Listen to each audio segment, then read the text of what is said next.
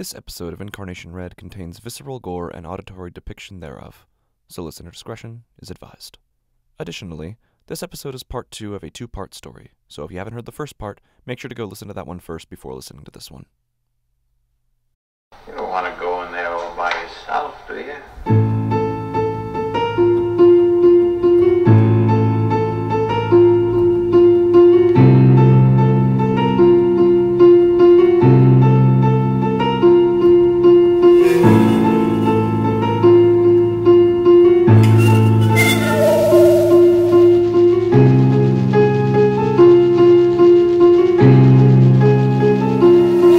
C.s.w. presents Incarnation Red.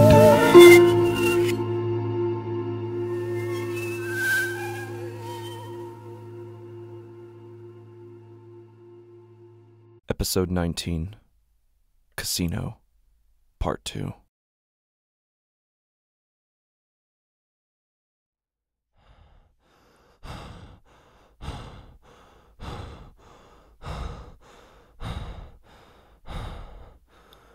The tile of the bathroom floor is cold. Cold and slippery, slickened by sweat. Sweat that covers every surface on my body. I alternately heft myself high enough to vomit, then dry heave at the floor. After a fourth time, I half sit, half fall backward onto the tile. My torso hits the floor shortly after. I have no strength to hold it.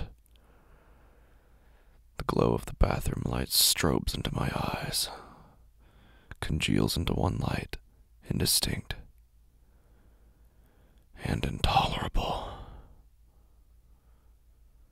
I flop myself onto my front, awkwardly peel off my sweat-soaked shirt. Crawling with arms heavier than anything they could ever lift, I tumble my way into the bathtub, crank on the water. Plug the drain and don't bother waiting for it to get warm. There's no way it could feel colder than my flesh currently does.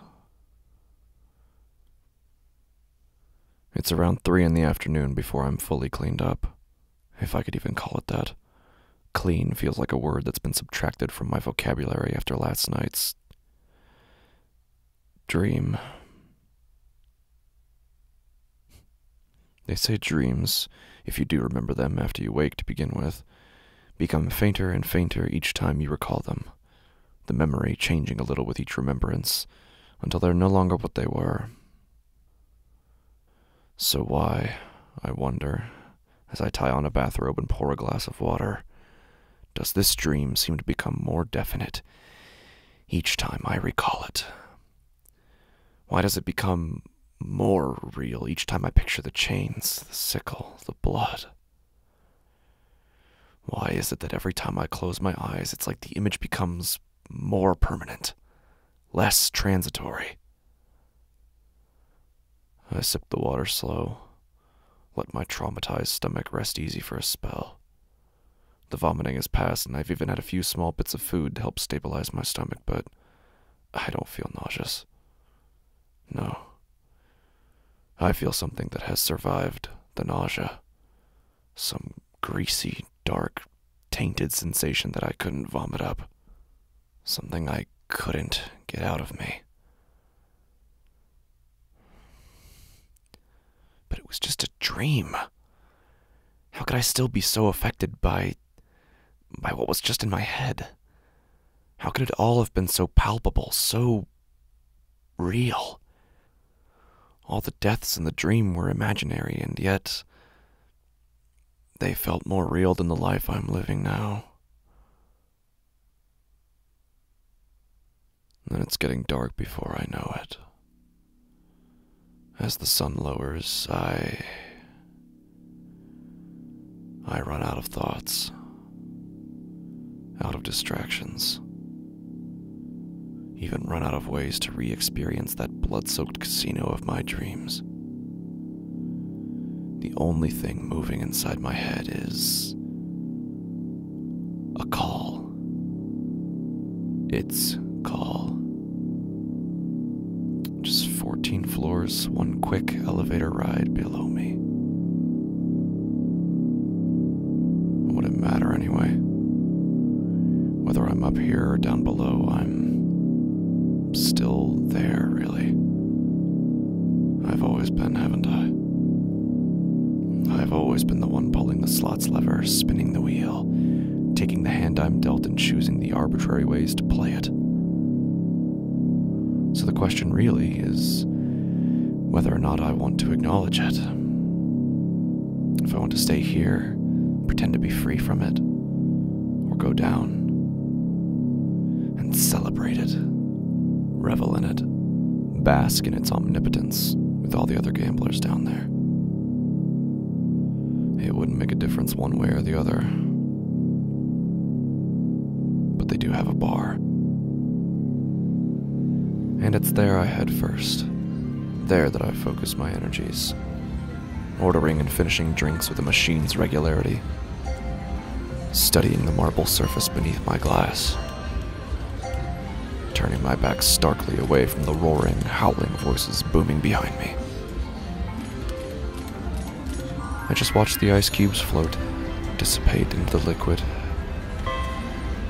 Occasionally look up at the rainbow gallery of bottles on the wall. Poke at the lemon wedge in my drink with a straw. They keep cheering. Like they just have so much to celebrate. Why? What would they have to celebrate in a place like this? Clearly something. More than I have. I down another drink. I order another and I don't turn around. I don't because why would I? They could cheer all they want at whatever arbitrary system of color and momentum they're playing, but at any moment, those cheers could turn straight to sorrow. As it always is. As it always could. So why? Why aren't they? Why is it just cheers and then more cheers, success after success after success? There has to be a reason, right? Was there ever a reason behind anything to happen in my life? Or is that what the casino wants to teach me?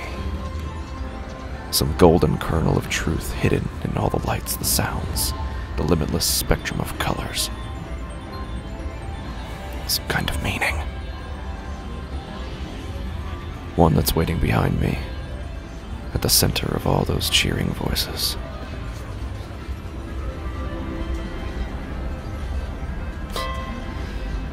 Well, I suppose in this place, you might win if you play. But you definitely won't win if you don't.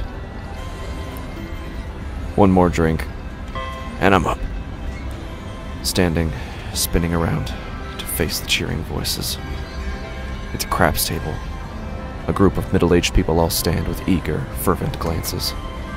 A man raises a lanky arm high, casts the dice forward zealously. Cheers. Chips are exchanged in a way almost mechanical. He takes up the dice again, examines them, and smiling, he puts down a bet and casts again. Cheers. Made louder and more gleeful with repeated victory. The man takes up the dice again. He stares, considers them with hawkish eyes. He knows just how slim his odds are. Yet he knows with even more certainty how many times those slim odds have rewarded him. And weighing each against the other, that reward makes the decision for him. It always does. So he rolls again, and with exuberance, he cheers. The dealers unsmilingly exchange chips. Gamblers chatter to one another, and I can see the dealer's button is turned off. I'm familiar enough with the game to know that now is the time to enter.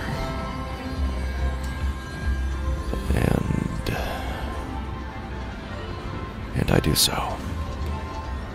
Step up next to the grinning man shooting the dice. Get a dealer's attention. I start with 100 in chips, and he doles them to me dexterously. The grinning man passes the dice to his left, leaving the next player to shoot. And the one after him. And the one after him. And from one shooter to another, I make the bets. I place the chips on pass or don't pass. I even cheer and groan in all the appropriate places. But I don't really mean it. Any of it. After all, the dice are in someone else's hands, my fate along with them. And I suppose I'm used to that by now. But the moment I'm waiting for, the moment that, in this cataclysm of glittering colors and shifting momentums, might actually, possibly, mean something, is when the dice are in my hands. When I'm the one shooting.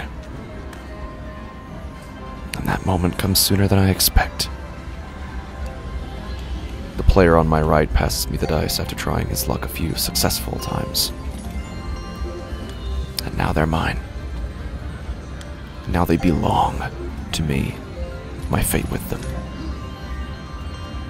The players all turn their beaming, manic faces toward me. I study them in turn. Their smiles are immortal, some of them even smiling, with both rows of teeth. Some of them seeming almost to not even breathe.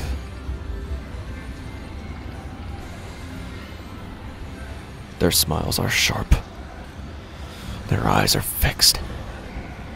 And out of the corner of my eye I see even the dealers, smiling the inhuman smile of death, but I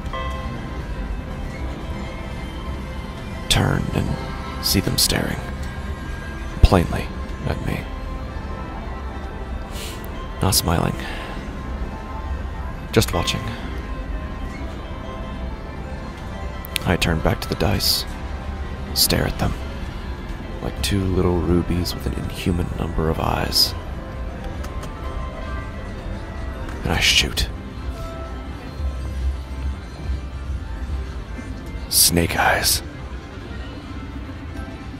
There's groans of disappointment and exchanges of chips, and a slap on my back. I move to pass the dice, but then stop. It's just one roll. So I shake them in my hand, reel back again and throw. Oh, well, it's snake eyes. Again. The cries around me rebound even more, ringing out incredulity. I would pass the dice, but I find that my fist is closed so tight around them that I couldn't pass them if I tried. So what else is there to do but shoot them again? And it's Snake Eyes again, and the voices are howling, some of them even shouting, "What are the chances? What are the chances?" And my left eye feels weird all of a sudden. Almost like there were something poised just in front of it. I cast the dice into the back table wall, watch their cubic forms tumble in the reflection of the table mirror. But it doesn't make a difference. In reflection and reality, I've rolled another pair of snake eyes. Again, yet again. And the voices are practically screaming at me, "What are the chances? What are the chances?" And it's almost like I feel some kind of metal something closing over my limbs. I savagely throw the dice again, and it's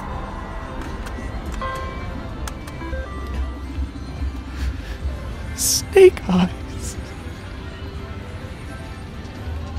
Again and again, snake eyes. And all around me I hear it. over and over again. What are the chances? I hear it next to me from the same grinning man who shot the dice to begin with. And his grin is wide. It's tall. It's inhuman. I look down and my chips have depleted. So I step away from the table. Back away slowly. The gamblers watch me, smiling, or maybe... No, they're not smiling. It's just my alcohol blurred vision, of course, so I turn away, look away. Look at the blackjack table and its winces of disappointment. At the slot machine's rapid whirring into eventual failure. And well, I guess I should go to bed. Guess the odds just weren't in my favor tonight. What are you gonna do? But it's just a game, right? All I've lost is a little money. That's all you can lose. And once I get to my hotel room, the game is over. It will all be over. So better get to bed.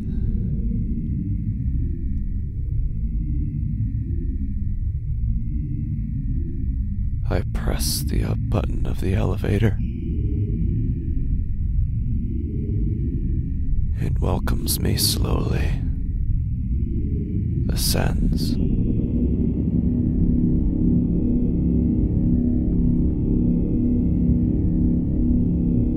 The hallway is quiet. Doors pass me, silent and faceless.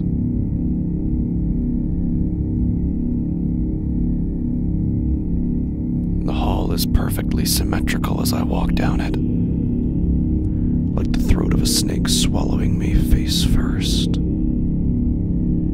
A snake with two eyes.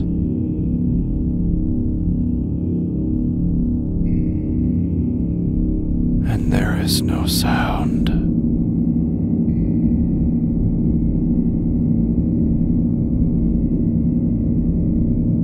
I pull the sheets over me, lay my head softly upon the pillow, and let my eyes go catatonic toward the ceiling. And I've locked the deadbolt, and I've checked the whole room. And I've even walked up and down the hallway a couple times to watch for anything, anyone. But it makes no difference. Nothing's coming for me from outside. Not from outside. So I keep my eyes open. Relentlessly open. Keep my eyes open and my mind active and my body tightly awake, but it doesn't even feel like I fall asleep before I'm there. In the casino, at the craps table, in the very same place where I rolled snake eyes over and over and over, but this time, I'm alone. Just me and the smiling dealer, and another dealer standing at the nearby roulette wheel. And a man. Oh my God. At the roulette table, there is someone bound. In barbed wire. Bound to a pillar that rises from carpet to ceiling. forcibly twisted into a manic stance. Barbs cover every single part of his naked body, roped around and around the pillar several times, drawn tight enough that his skin just barely bleeds beneath the strain. The wire has captured his body in what looks like a petrified position of fleeing, his left arm raised awkwardly and pulled back against the joint. The wire is drawn repeatedly across both jugular veins, and barbs are hooked into the flesh of his outstretched tongue.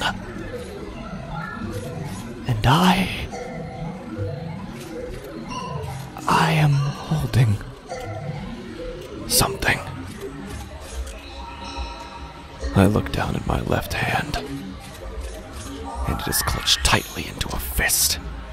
A fist that, as I slowly open it, holds a pair of little red dice. I look up at the dealer, and he is staring at me. But so is the dealer at the roulette wheel. And then I understand. I close my eyes. Close them tight. Lift the dice in both my hands, clasp together over them as if I'm praying to the casino itself. I grit my teeth. Shake the dice. Shake them thoroughly. Then throw. The dice tumble, hit the back wall, then rebound, finally land. Snake eyes. The craps dealer doesn't move, but the roulette one does. Grabs the loose end of the barbed wire and pulls the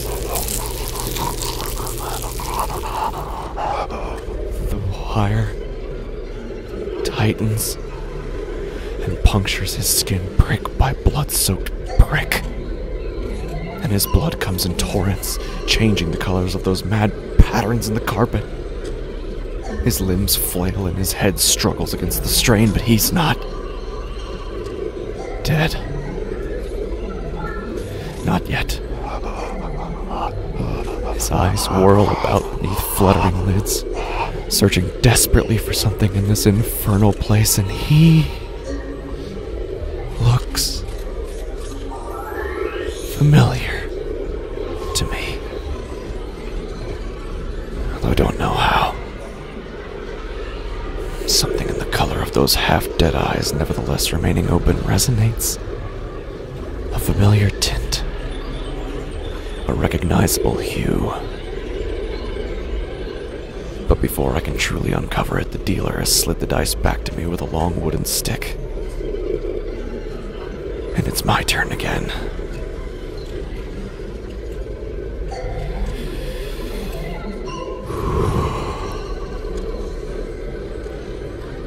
I hold the dice in one hand, raise them to my mouth, and I exhale onto them, as if my unsteady life breathed into them will cancel out the certain death awaiting the man tied in wire.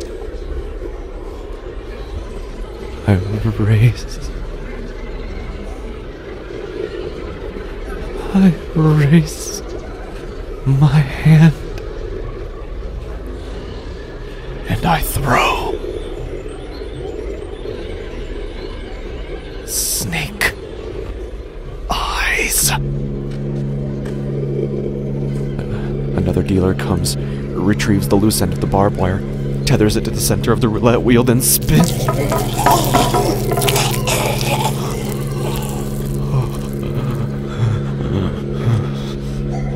As the wheel spins, the end of the barbed wire spins with it, tightening the wire around him and wringing blood out of his flesh in so many places, until the thick cords of wire rupture his jugular veins, and he is covered in blood and the dealers are covered in blood, and I finally recognize him. With his eyes rolled back like slots, and his flesh rent to pieces in wire, his life freshly expiring on the reach of his blood-colored tongue, I can see that it's me up there. It's me with shredded flesh. Me with the emptied veins. And it's me that rolled the snake eyes all the same. Me losing balance at the sight of my own demise. Me collapsing headfirst into the mouth of the craps table. Me turning my head against the green. Me looking into the mirror on the other side of the table.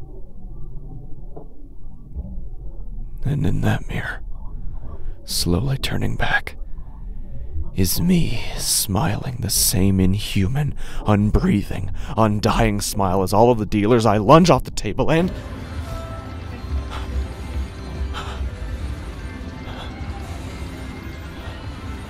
into the arms of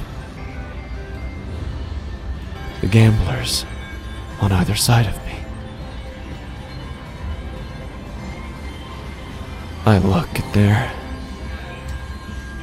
not smiling. They're concerned. Worried. Frightened, even. Frightened because I collapsed onto the table after rolling a pair of snake eyes.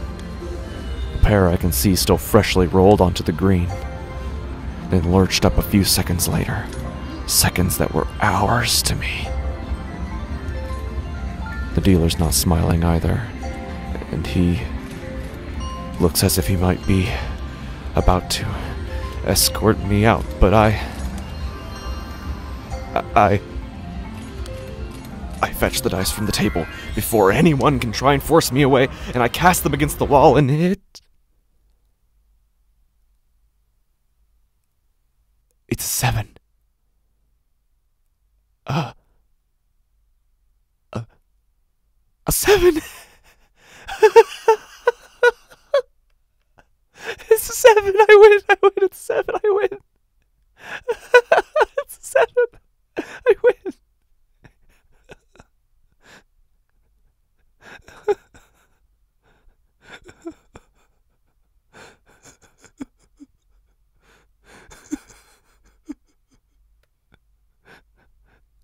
But it doesn't matter. It doesn't matter at all. It's just a game. This life is just a game. One big game of chance. A game where nothing means anything. Where even a victory is meaningless because it wasn't you that took it, but chance that gave it. It's just a game that you could never truly win but can undoubtedly lose. Lose everything. Lose all you have just like I lost her. And God, I'm tired of playing it. I look back up. And they're all smiling at me. I back away from the table, and the slot machine spins as someone is celebrating, and someone else is asking me if I'm alright. Then someone lies impaled on the roulette wheel as it spins him across several blades, and I hear the sound of someone's body being split in two, and the blood pours all over the marble surface of the bar. The bar whose marble is clean, white, unstained by blood or anything else, and the bar whose bartender is eyeing me suspiciously, looking at me with A smile showing both rows of teeth and pupils that do not move, and he holds up my own severed head in one pale, bloodless hand, and its eyes open. I get up and sprint away, tripping over the bar stool and toppling it over, my body with it, and I'm on the floor, on the blood and booze-stained floor with its patterns all moving and deforming like the crunching of a many-fanged maw, and I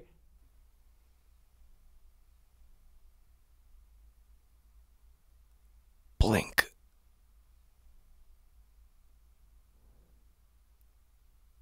And I'm staring at the ceiling. The ceiling of my hotel room.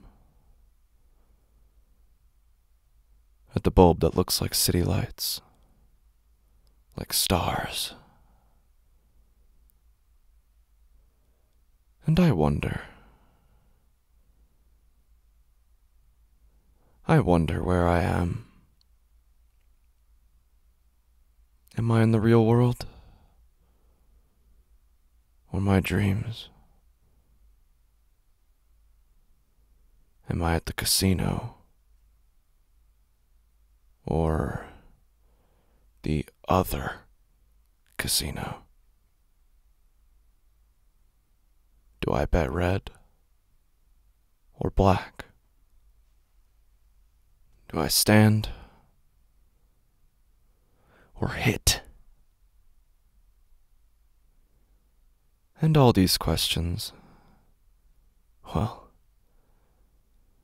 aren't they the same question at the end of the day? Because it's true. Truer than I was aware of.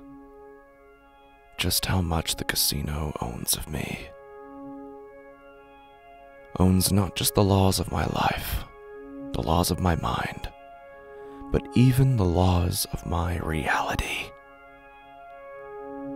It makes everything, not just my marriage, not just my life choices, but the very assertion of my reality, into a gamble. A 50-50. A game. I'm tired of playing. So it's time to cash out. And see what my luck really totals to. Time to up the ante. To raise the casino and make the ultimate wager. I fetch the knife from a room service plate and raise it to my throat. I said I didn't know what would come next in this life, that I would leave it all up to chance. And now, that's truer than it has ever been before. If this is real life, and I'm about to end my life forever, call that betting on black. And if this is some trick of the other casino, the casino of my nightmares, well,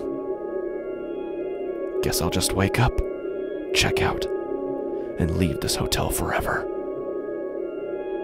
Call that betting on red. Either way, I'll miss the casino. Both of them. Everyone loves a good game of chance. Even me. So, time to play one. The ultimate one. The best game of chance that could possibly be played. And the one with the biggest jackpot.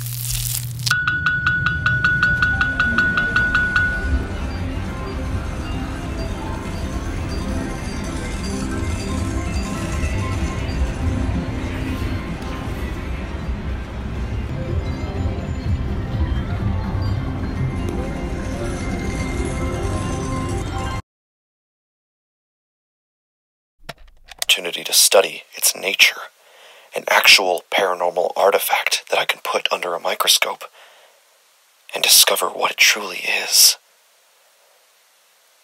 I gathered up the shards. The fireflies wisped away in the distance.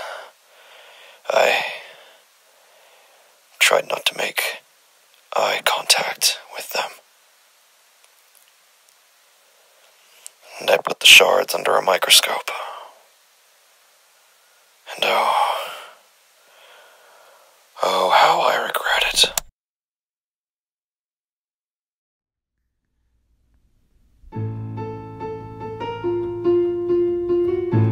Incarnation Red is created, written, narrated, and edited by c.s.w. The opening theme was written and performed by Annika Hansen. All music and sound effects used in this podcast are created in-house from scratch. For more information and updates, join our Facebook group Friends of Incarnation Red or follow our Facebook page, Incarnation Red, as always READ.